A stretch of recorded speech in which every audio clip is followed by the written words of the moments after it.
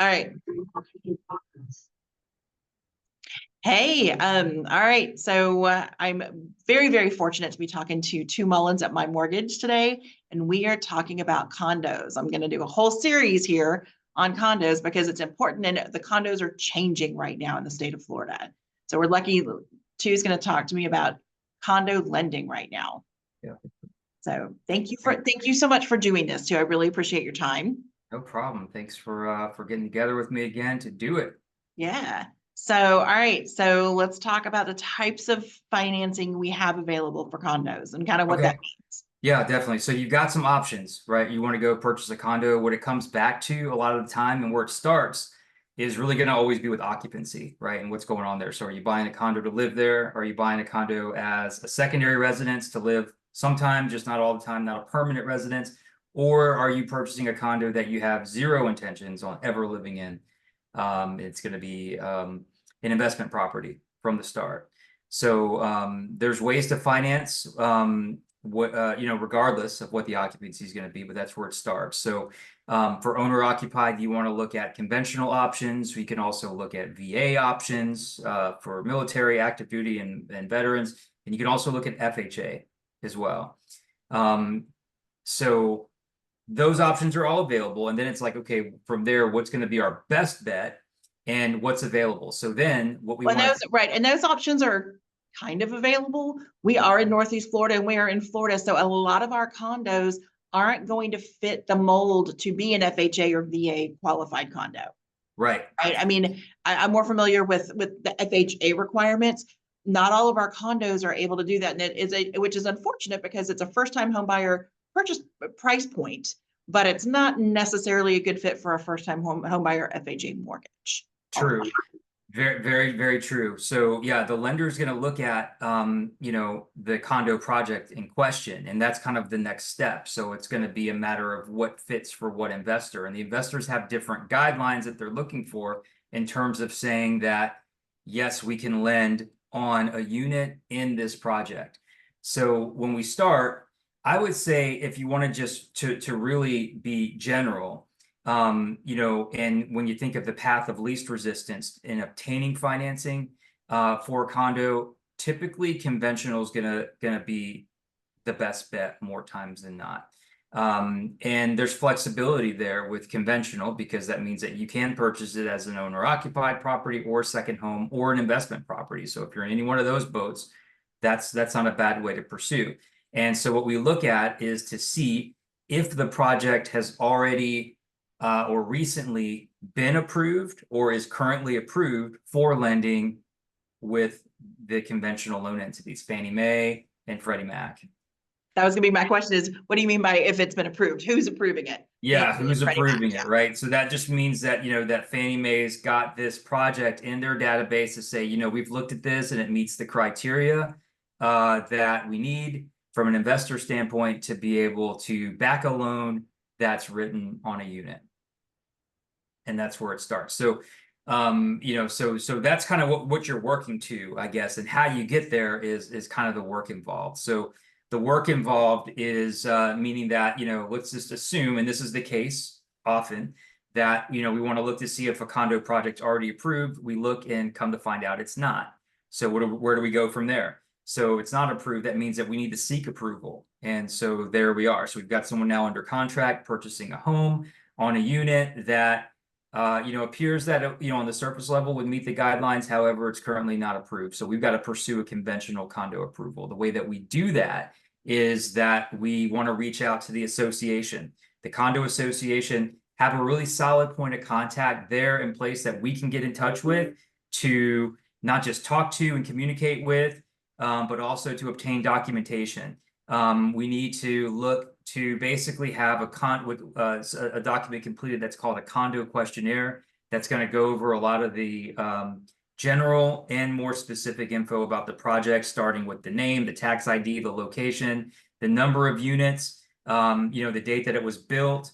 And one of the things they look at closely there too is to see if it's in the process of being developed and if they have the intentions to, can construct additional units in the future, or if it's complete. If it's not complete, those numbers can, all the ratios in terms of number of units and who lives there and all that sort of thing can all change. So that's important. And then it takes a And that point of contact, let's not let the struggle is real with these points of contact. Not all homeowners associations or condo associations are created equal. So we're really looking for a well-run, if you're looking for financing on a condo, you're looking for something that's well-run with a responsive management company, because if you don't have that, you're going to have all kinds of delays. It can really cause problems.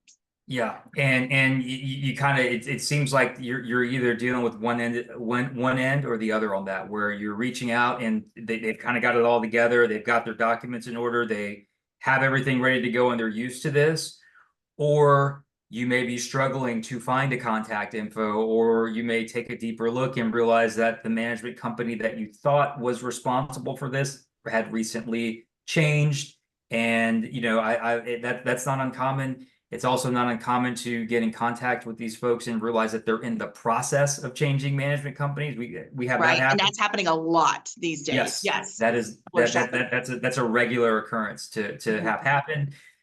So we want to get on this stuff kind of quick to kind of get the ball moving, because the goal is to get the condo questionnaire complete so we can get that along with all the other supporting documents so we can submit it for approval to Fannie Mae or to Freddie Mac if we're going to go and pursue conventional approval. So that's what we're working up to, and that's where the point of contact comes in. We need someone that we can get the condo question over to, get it complete, someone that can answer these questions in detail, go through it specifically, and then also along with that, provide the remaining documentation that we're going to need for the approval. What else does Fannie Mae care about seeing? Well, they care about seeing a lot of things. They want to see the insurance that's set up for the common areas on the property.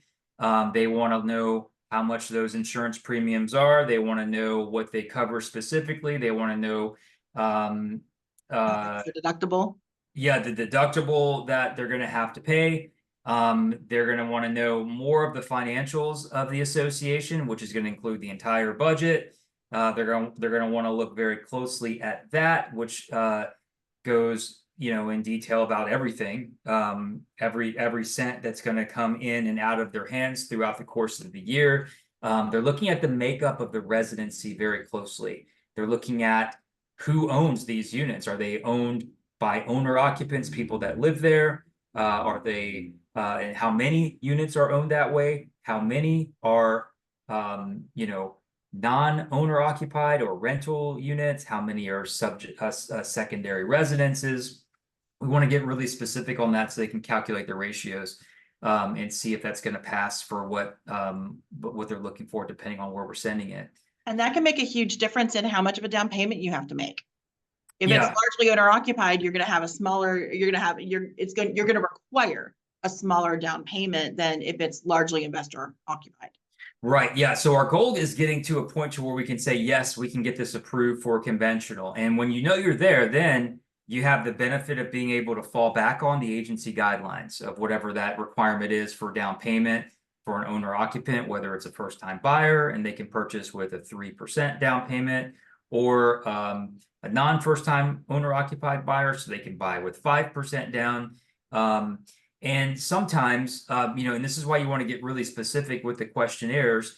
I've submitted these for approval to Fannie Mae and Freddie Mac before, and they've come back and looked at it and determined that it's not eligible for Fannie Mae. But as a lender, it's another situation where we can look at it and make an objective decision on whether or not we can write a loan to secure it based on risk. That's the name of the game. And that's called.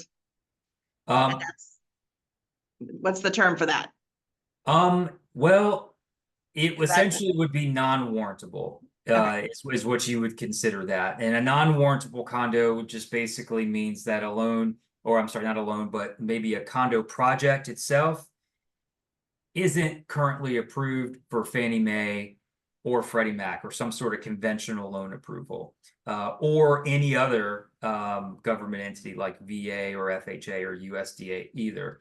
So if you have that, it doesn't mean that you're dead in the water. You can still pursue approval, But if you're not able to obtain it past that, or if you reach out to these associations and they can let you know that it's non-warrantable, because oftentimes they know already, Right. and then we can go that route to maybe find a lender. We can work with a lender that specifically has programs in place for properties like that, and that does exist, and that's where we would go in that effort.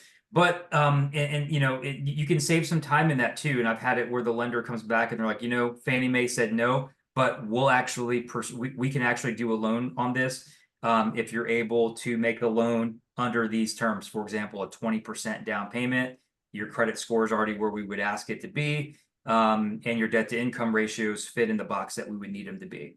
So it still gives the buyer an in if they want to pursue the property. I've had that happen, and I've had that go through successfully many times in the past. So yeah, I mean, the kind of the long and the short of it with buying a condo, and we can do condos. We love condos. I love condos. I live in a condo. I prefer a condo personally. I don't want to be maintaining all of that.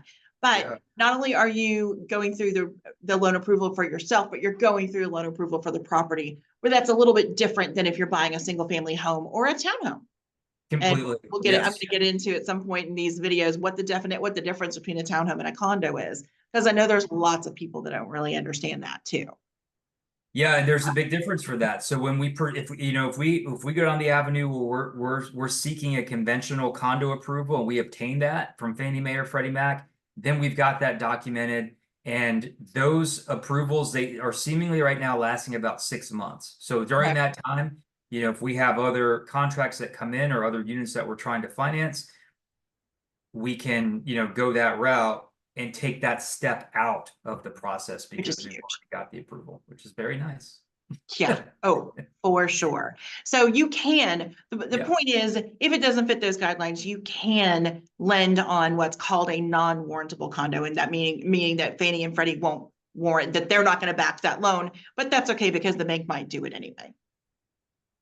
I love that. Right. The bank may say that's okay under this criteria. If we're able to kind of make this loan fit the way that we'd like it to, we can definitely move forward with it. I love it. Well, Yes. and there's a couple more things that are coming up because I'm going to hit this because we're in the state of Florida and we have all new rules following all this stuff. And we have new guidelines that are coming out about you have to have a reserve study every 10 years. Mhm. And that is, so a reserve study is going to do the numbers on how much money the condo association needs to have in the bank to account for, even if it's not a structural thing. Well, these are structural things, but to account for when you're going to have to replace the roof, if you're going to have to replace plumbing, all of those things that go along, and you're going to, the maintenance of the property and Right. how much actually has to be sitting in reserves in order to accommodate that. So that's kind of a huge thing. And that's a new regulation that's coming down that they're all going to have to abide by. And those numbers are coming out by the end of the year. I think Right. that's due for everybody. And the big one that I think is really scaring people, and it doesn't necessarily need to, because of the Surfside condo that collapsed in 2021 down in South Florida, they've got everyone requiring at 25 years, if you're within 3 miles of the beach or 3 miles of the coast, you have to have a structural integrity study done on the property to look at that, because they never want to have that happen again. And if the building, and then 30 years if it's further inland than 3 miles, which in Jacksonville, most everything is further inland. We do have a lot of condos on the beach. Right. But I think everyone's freaking out that every single building all over the state has to accommodate this structural inspection by the end of the year. And that's not true. If you're looking at a condo that was built in 2004, you've got 10 years before, and you're inland, you have 10 years before that study has to happen. Right. I like to look at that as that's a lot of time in between us just starting down this process and us having it figured out. So we know what we're looking for. We know what these reports look like. It's already baked into the process at that point. It's not going to be as big of a deal, and it's a much less scary deal, I think, at that point. I think so. Yeah. And yeah, those reserve studies it sounds like they're coming in two parts. They're going to have the traditional reserve study, and they've got the specific structural integrity reserve study, which is more of, more in response to the Surfside condo collapse that you mentioned, which is really a non-invasive inspection, where they're looking at, load-bearing components and beams and slabs and As they're roofing walking around systems. looking at it. Yeah, exactly. Yes, It's a visual inspection. to At least identify, the first one. potential failures Right. from the structural side before they occur, right? To help protect the building, but also protect the residents and the owners, the members of the association Mhm. from, higher cost that are coming as a result. Kind of helps you plan for that. And then you have the traditional reserve study, which can, look at any components, not just the structural things, but everything that needs to be addressed. And that's a really responsible way to go about budgeting in general. And it makes it a lot easier when you're doing it that way and when you're looking at it that way. And so I think a lot of those newer laws that are put in place are, put in place to help with that, and also to make the whole process more transparent for members and for potential buyers. I think that would make me feel a lot better as a potential buyer, knowing that, right, those safeguards are in place to where we're not going to have the option to cut corners or cut costs on certain things like that, and to ensure that you're buying what you think you're going to buy. Well, we all know maintenance is cheaper than repairs in the long Yes, always. run. So that's, yeah. So it's like you want to make sure the building's being maintained rather than, yeah. I mean, rather than rebuilding the entire structure. Right. Absolutely. Well, all right. Are we missing? I think that's the gist of it. I mean, I know it's a very confusing. Condos are very confusing for people, which is why we're doing this. And I know you and I are going to revisit some additional questions later in the next week or so as well. Just to make sure, because people are scared of condos, and I don't think that there's not necessarily a reason to be. Caution Right. is important, and understanding and knowledge is important. And that's what we're trying to get at, rather than coming from a place of fear, because condos are a really good option as a purchase. They really Yes. are. They are, and yeah, they're a part of the market and what's available. So I think going in with the same attitude to try to to know as much as you can along the way, we can we have the ability to look at the projects to see if they're currently approved, when they were last approved, if their approvals expired, if they were turned down for what reasons or whatever it is. So we can get a lot of that information going in, so we know where we're at. To kind of help navigate the process and try to make it as smooth as possible when you're buying. But just in terms of doing all the approval process, we handle that inside of the loan processing with the underwriting, the financial underwriting of a buyer. So when we've got the loan ready to go, it's included not just that aspect, but also all the work on the project as well for the unit they're buying. Yeah, I actually, with a condo and doing condo financing, I kind of think of it as a second checkup, right? We're looking at things that you've got. It's actually getting a loan on a condo. You have the bank you have the mortgage company or the bank looking at the viability of that condo and what their risk is going to be. I actually think that's an amazing financial inspection of that for you. I think, Yes. to me, I look at it as a really phenomenal benefit of getting a mortgage on a condo. Absolutely. Yeah, something that otherwise that wouldn't be happening if you were buying a different type of property that didn't have Right. that. Yes. Exactly. Well, we have like literally about 30 seconds before this cuts off. So thank you so much. I really appreciate it. I think this was really informative for people. It's a good step. Yes. All right. I love it. Thank you so much. And I will talk to you soon. Thanks, Leslie. Bye. Bye.